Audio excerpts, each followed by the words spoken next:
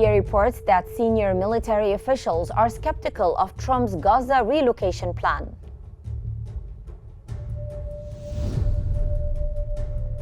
U.S. Secretary of State Marco Rubio confirms global rejection of Trump's Gaza plan.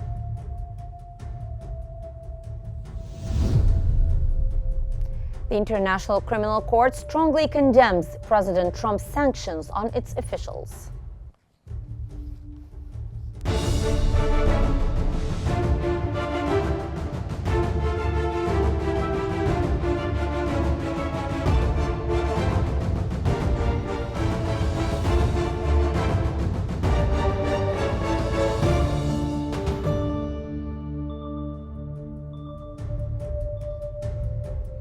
It's 4 p.m. Cairo local time, and you're now watching Qnews, and we begin today's bulletin with the latest developments in Gaza.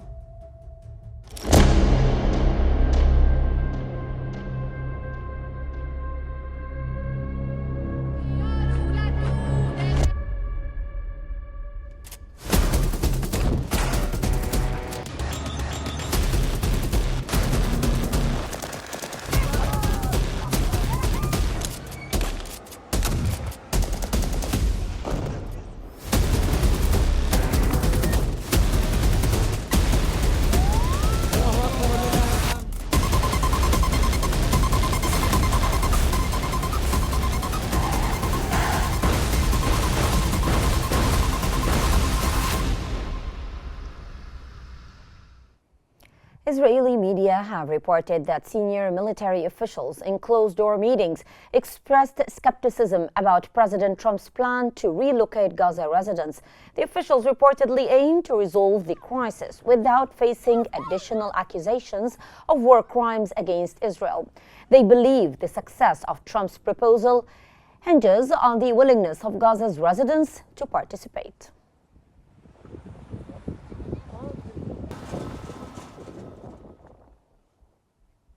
Israeli military sources have warned that President Trump's Gaza plan could worsen tensions in the West Bank, especially with Ramadan approaching.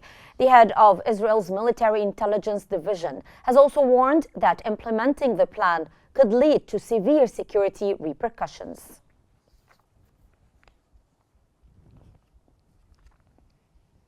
Israel's Defense Minister Israel Katz has ordered the country's army chief Herzi Halevi to remand the head of military intelligence, Major General Shlomi Binder, following his remarks on U.S. President Donald Trump's proposed takeover of Gaza.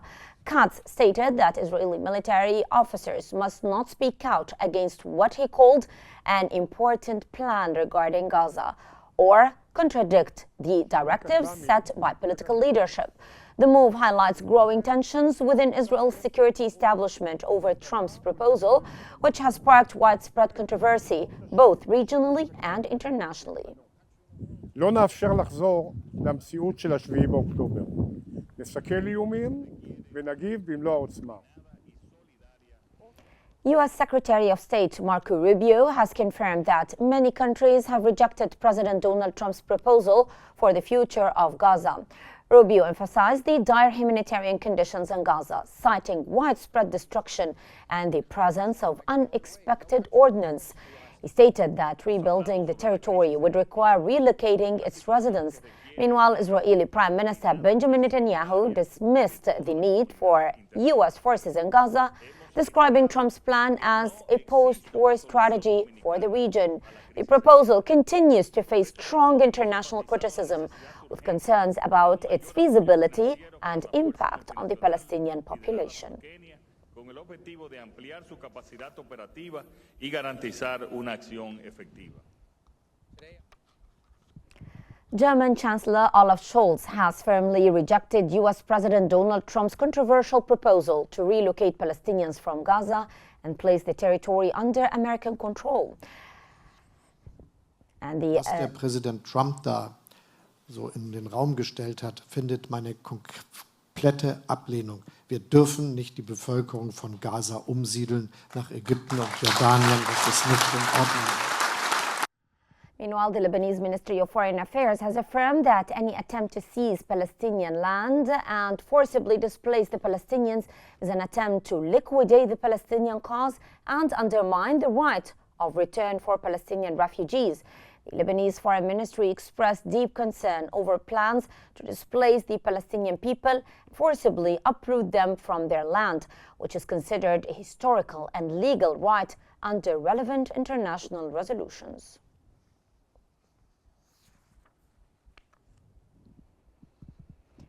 The International Criminal Court, ICC, has strongly condemned U.S. President Donald Trump's decision to impose sanctions on its officials.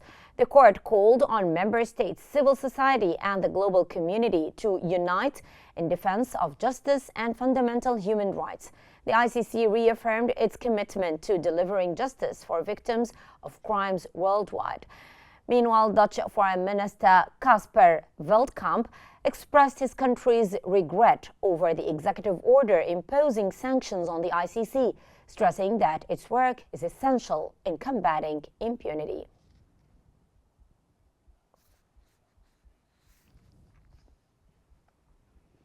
European Council President Antonio Costa has warned that sanctions on the ICC threaten its independence and undermine the international justice system.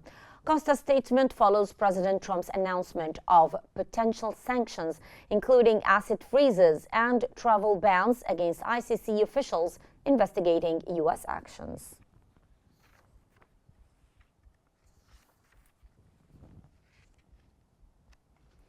Israeli Foreign Minister Gideon Sa'ar has launched a scathing attack on the ICC, claiming that it has no legal legitimacy and does not adhere to international law.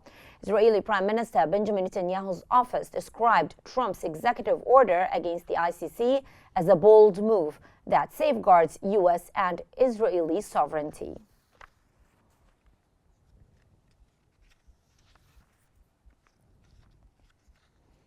The Hungarian Foreign Minister has defended U.S. President Donald Trump's decision to impose sanctions on the International Criminal Court, ICC, calling the move absolutely understandable.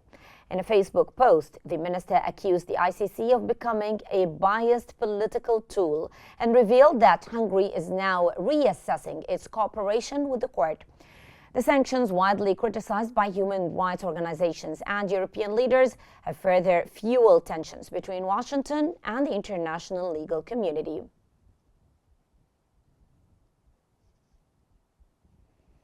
And for more analysis, we now move to Selma in our newsroom. To you, Selma. Thank you, Hela. And for further analysis, we're joined from Cairo by the Ahram newspaper managing editor, Muhammad Azzeddin. Mr. Muhammad, thank you so much for joining us on Qnews. And let me first start by asking you, what's your assessment of President Trump's decision to impose sanctions on the International Criminal Court?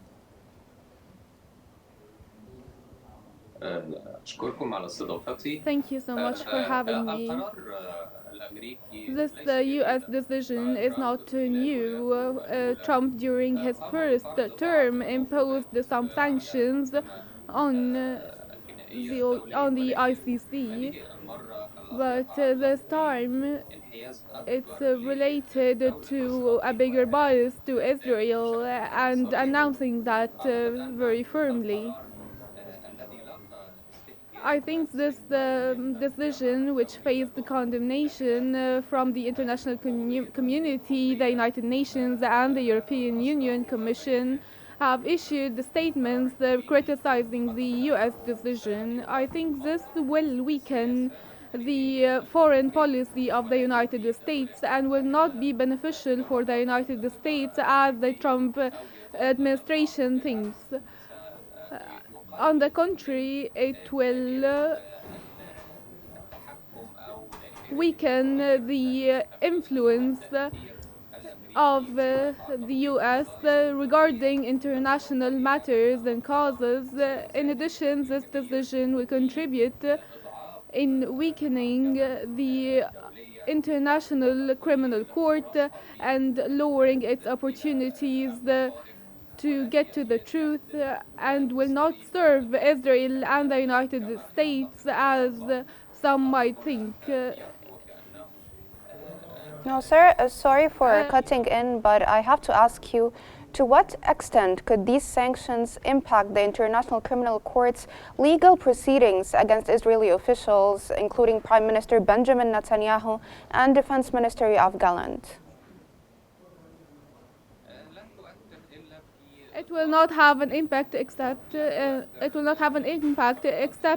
the framework of the United States of America lands and the Israeli occupied and the Palestinian occupied lands. The international community did not apply these procedures till now. Regarding the suspension of the Prime Minister and the Minister of Defense, these procedures did not take effect, so they were not very influential. The impact here is about how the U.S. handles international matters. I think it will disturb the independence or the non-biased role of the United States, which plays a great role in on different fronts. Such decision will undermine the humanity principle and will also ensure the non-impunity to to those who commit crimes. This will influence the entire world as well as the U.S. policy. Now, sir, sorry for cutting in, but you've mentioned the international community and how they criticize such decision. How might the international community respond to the U.S. sanctions on the International Criminal Court, and what measures can be taken to counter them?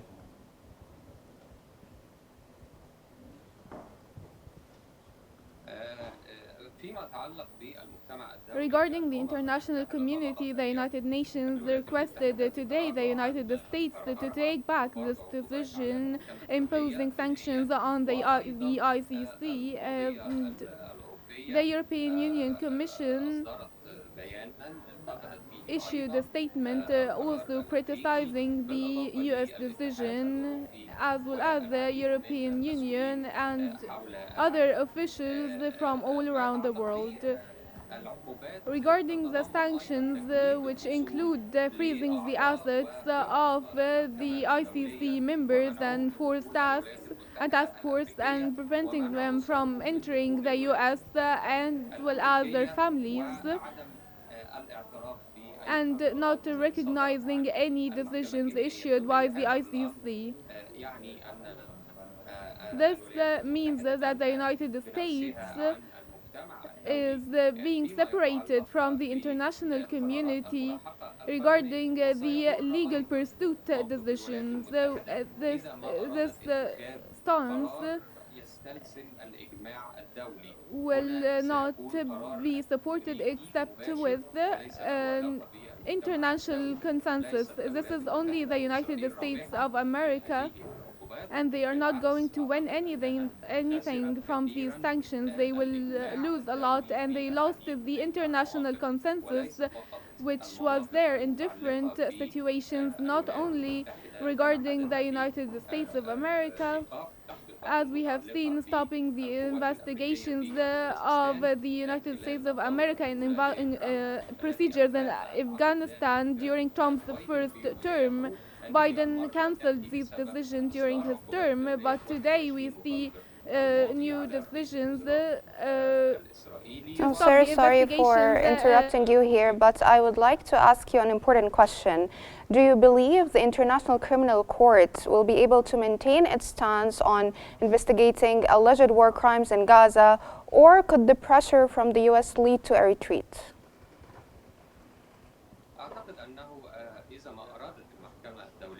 If the ICC wants to complete its procedures, it will not be affected by an order by the United States of America. the headquarters in The Hague in the Netherlands, it's very far away from the administrative influence of the US, but the sanctions only influence the members living in the United States. And I think the ICC is highly supported by the European Union, supporting the work of the ICC. Now, what precedent do these sanctions set for international justice and the court's ability to hold world leaders accountable?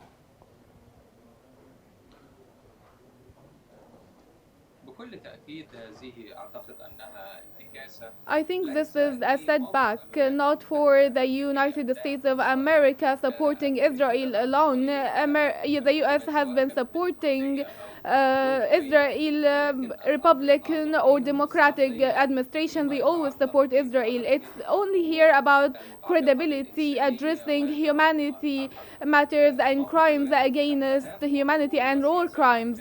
The US stance is really important, and its foreign policy is affecting different international institutions.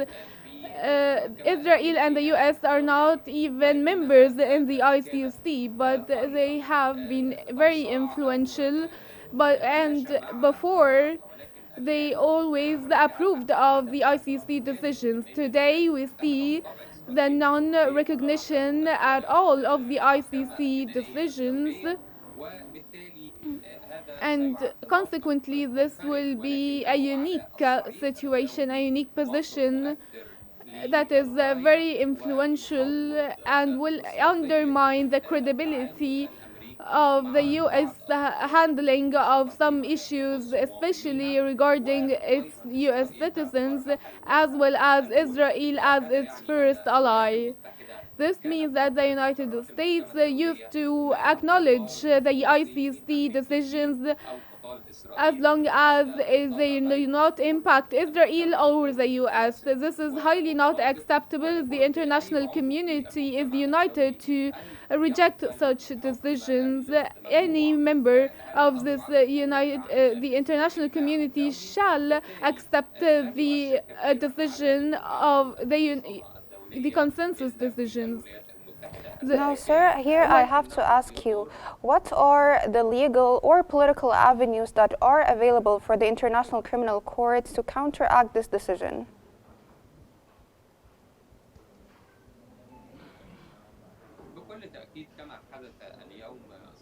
As we have seen today, the United Nations is supporting the International Criminal Court. The European Union as well is backing the ICC. And we also have seen the European Commission,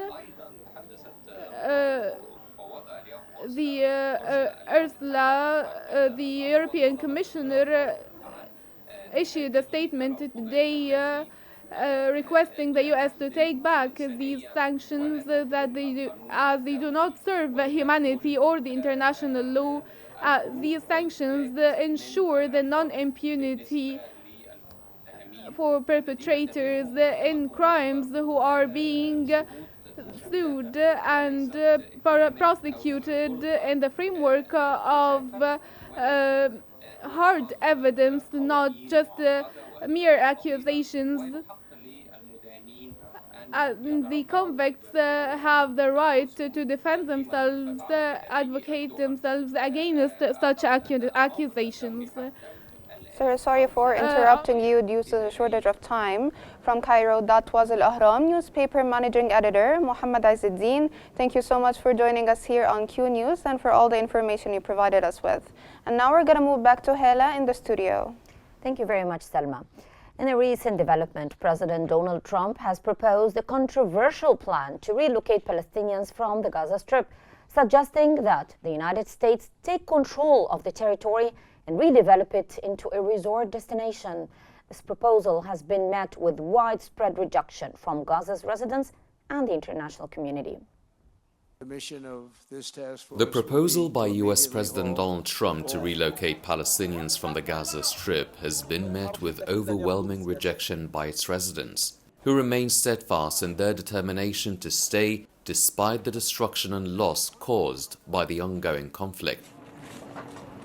During a joint press conference with Israeli Prime Minister Benjamin Netanyahu, Trump announced an unprecedented plan in which the United States would assume ownership of the Gaza Strip, relocate its Palestinian population, and redevelop the territory. The proposal, framed as a solution to the humanitarian crisis in Gaza, has sparked outrage among Palestinians and the broader international community.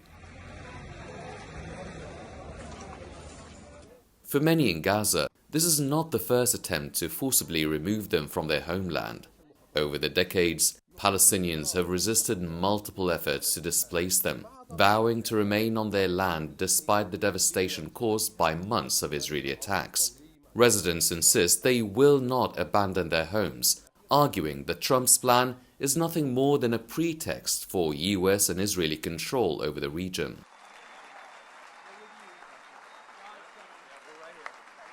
The rejection of the plan extends beyond Gaza's borders. International leaders, including officials from Egypt, Jordan, and several European nations, have strongly criticized the proposal, warning that it could further destabilize the Middle East. Human rights organizations have condemned the move as a violation of international law and a blatant attempt at forced displacement. Despite widespread expectations that the plan will fail, experts caution that it cannot be dismissed outright. They emphasize the need for coordinated Palestinian response and international mobilization to counter the proposal. Calls are growing for diplomatic efforts to reinforce global support for the Palestinian rights and prevent any further displacement. Local residents in Gaza have called the US proposal a veiled attempt to expel them, warning that such actions would only deepen the suffering of an already devastated population. As the situation unfolds, the fate of Gaza's 2.3 million residents remains uncertain, but their message is clear: they will not leave their land. Irish Foreign Minister Simon Harris has announced a €20 million aid package to support the United Nations Relief and Works Agency UNRWA in its efforts to assist people in Gaza. Harris called on Israel to reconsider its actions against UNRWA and urged other governments to step up funding at this critical time. He emphasized the urgent need for continued humanitarian support to help millions of Palestinian refugees facing dire conditions.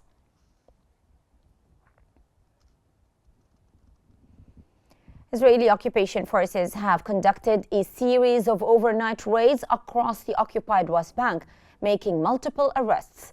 According to the Wafa news agency, the number of Palestinians detained in the town of Tamun has risen to 55 since Israel intensified operations in the area on Sunday.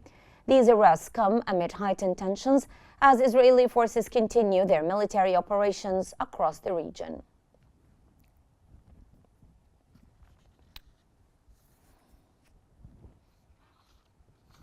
The General Director of Field Hospitals in Gaza has accused Israel of disregarding humanitarian protocols.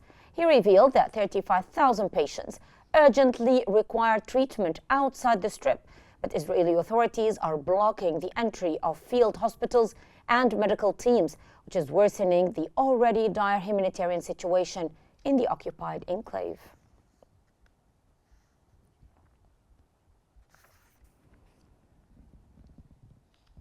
The United Nations Relief and Works Agency for Palestinian Refugees UNRWA has warned that heavy rains and strong winds in Gaza are putting hundreds of thousands of displaced Palestinians at risk, many of whom lost their homes to Israeli bombardment. UNRWA teams continue to provide emergency aid, including tents and clothing. Torrential downpours have further worsened the humanitarian crisis, flooding makeshift shelters and damaging homes in Jabalia refugee camp, adding to the strain on relief efforts.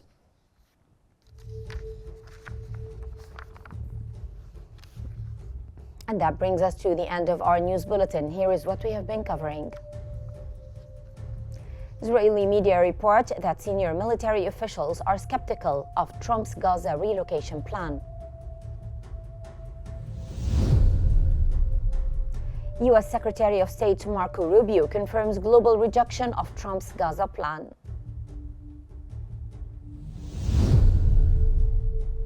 The International Criminal Court strongly condemns President Trump's sanctions on its officials.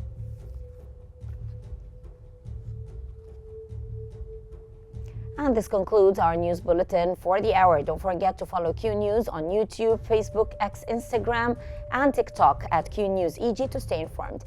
I'm Helen Hamalawi. Thank you for watching and stay tuned for more updates here on Q News.